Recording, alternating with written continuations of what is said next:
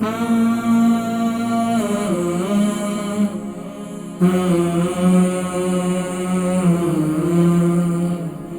में गोश्त बड़ा है और बता रहे हैं कि डालने के लिए कुछ ना बताएं बल्कि खाने के लिए कुछ बताएं।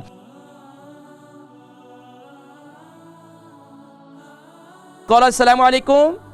वालेकुम अस्सलाम हकीम साहब। जी माशाल्लाह, कौन और कहां से? मैं हकीम साहब बोल रहा हूँ, ग्लासगो से काशिफ है मेरा नाम। जी काशिफ भाई ग्लासगो से, सवाल कीजिए।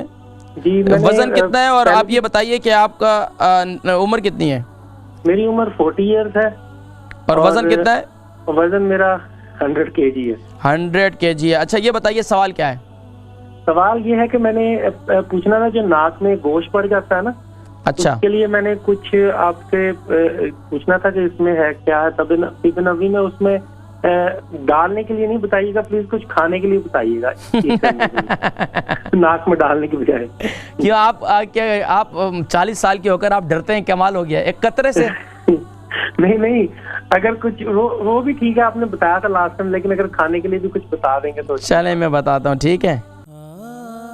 अल बरका ट्रस्ट का मंशूर, आओ गम समेटें खुशियां बांटें। अल बरका वेलफेयर ट्रस्ट इंटरनेशनल ने पैदाइश की खुशी से लेकर मौत की गमी तक इंसानी जरूरियात को मद्देनजर रखते हुए यतीमों, बेवाओं, बेसहारों, जरूरतमंदों और सफेद पोशों की मदद को इबादत समझते हुए इस अजीम फरीजे को सरअंजाम दे रही है।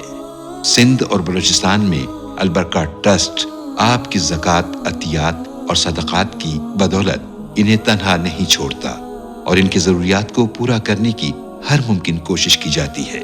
माहाना door to door food packs की फराहमी के साथ साथ रमजानुल मुबारक में हजारों मुस्तहिकीन के लिए स्पेशल फूड पैक्स सहर व अफ्तार का एहतमाम किया जाता है। आप भी अपनी ज़कात अल बरका ट्रस्ट को दीजिए।